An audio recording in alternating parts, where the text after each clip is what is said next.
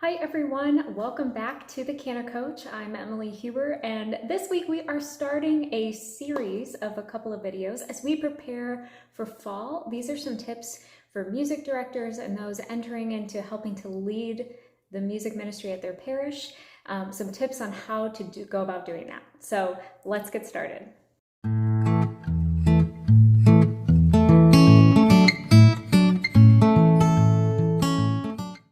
So right before we jump in, I do want to give a huge shout out to my team member Sarah, who helped me so much with these tips. She's had so much experience as a choir director and a music director, and so I wanted to make sure I give her a ton of kudos for helping come up with some of these tips to share with you for today. All right, so as we talk about these tips today, one of the most important ones that I want to highlight first is to include your music ministry in your prayer. Now, if you are a choir director, that means praying for your choir and your cantors. And if you are a cantor or a church choir member, this means praying for your music director and praying for the success and growth of your music ministry. Prayer is so important, and it's incredibly helpful to have everybody on board incorporating prayer as part of their music ministry.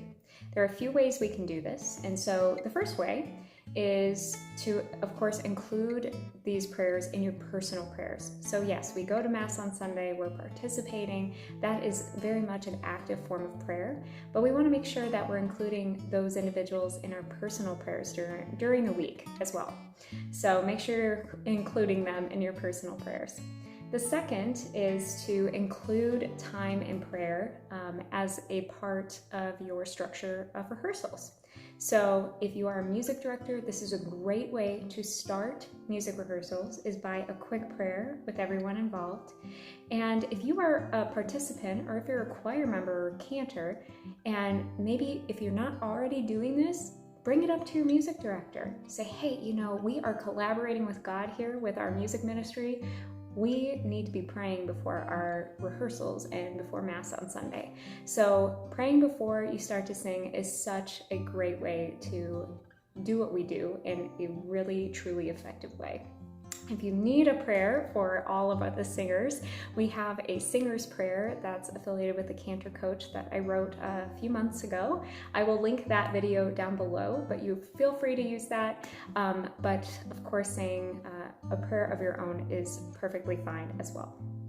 Another way that we can pray for our choir, for our music directors, and for any of our cantors is by going to adoration regularly. If you haven't ever been to adoration, it is beautiful. I absolutely love it. It's a lot of time in silence. And one thing that you can do is actually bring your music with you to adoration. Obviously, it's something that we can look over. It's something we can meditate on, especially the words. The words are so much of a prayer for Sunday. So this really can connect us not only to our music ministry, but why we're there in the first place, which leads us to our next tip. As you may have guessed, our next tip is to remember your why. I always talk about this in our voice workshops, but it is so important. Whether you are a music director, choir member, cantor, any kind of lay musician, it's remembering why you're participating in music ministry to begin with. And so, as I mentioned previously in the video, it's good to kind of mix those prayer and why together. So we always want to collaborate with God as we're doing our music ministry. So make sure we're doing that through prayer. Another way that we can remember our why is occasionally attending Mass at a parish that you are not a part of the music ministry with. So this means that you can attend any parish that might be a little outside of what you normally do, because then you can actively participate in that. You can sit in the pews, actively participate in that, and you might even learn something too. Some things you might be doing really well as a choir, but also some ways that you could improve. So that is another way that you can remember your why. Additionally, we would recommend revisiting music that has inspired you.